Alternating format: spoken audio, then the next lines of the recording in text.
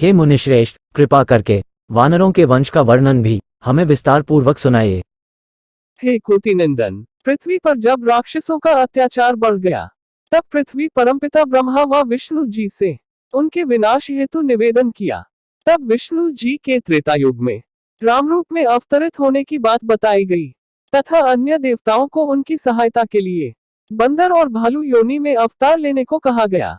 इस प्रकार ब्रह्मा जी के अंशावतार जामवंत, इंद्र से बाली, सूर्य देव से सुग्रीव, काल भैरव से आगद, बृहस्पति से तार, वरुण से सुषेण, पार्जन्य से शरभ, अग्नि से नील, विश्वकर्मा से नल, कुबेर से गंधमदन, अश्विनी कुमारों से मैद और द्विविद।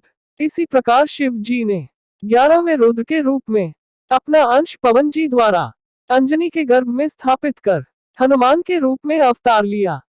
हे महर्षि व्यास जी, कृपा करके आप हमें इनके जन्म की कथा विस्तार सहित बताइए। हे धर्मराज, एक दिन ब्रह्मदेव किसी करुण विचारधारा में मग्न थे। तभी उनकी आंखों से आंसू की एक बूंद टपक पड़ी, जो ब्रह्मा जी के औरस पुत्र जामवंत कहलाए। ब्रह्मा जी उन्हें चिरंजीवी और भगवान भक्त होने का आशीर्वाद देकर अपने मानस पुत्र पुलस्त्य जी के पास भेज दिया। उस समय महर्षि पुलस्त्य ब्रह्मचर्य व्रत में थे। उनके आश्रम पर स्त्रियों का प्रवेश वर्जित था। इसकी निगरानी हेतु दिन में सूर्य और रात में चंद्रमा का पहरा था। यदि कोई स्त्री आज्ञा का उल्लंघन कर आश्रम में प्रवेश करती थी, तो उसे सूर्य अथवा चंद्रमा से गर्भ रह जाता था। नवयुवक जामवंत अपने बड़े भाई पुलस्त्य के आश्रम पर रहकर शिक्षा प्राप्त करने लगे। चंचल स्वभाव होने के कारण जामवंत बहुत शरारत करते थे। आश्रम के समीप एक सरोवर था, जिसके जल का प्रयोग सिर्फ पीने के लिए होता था, इसलिए उसमें स्नान करना वर्जित था। लेकिन जामवंत नहीं मानते थे और उस सरोवर में जल क्रीड़ा करते थे। इसीलिए एक दिन पुलस्त्य जी ने उन्हें डांटा और सरोवर में स्नान करने वाले को स्त्री हो जाने का श्राप दिया।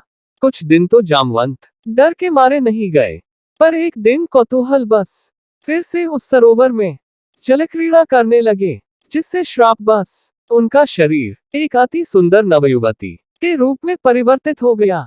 उसी समय देवराज इंद्र की नजर जामवंत पर पड़ी और कामुक होकर उत्तेजना से उनका वीर्यपात जामवंत के बालों पर हुआ, जिससे बलशाली बाली का जन्म हुआ। लज्जावश जामवंत क्षमा मांगने हेतु आश्रम में प्रवेश कर गए।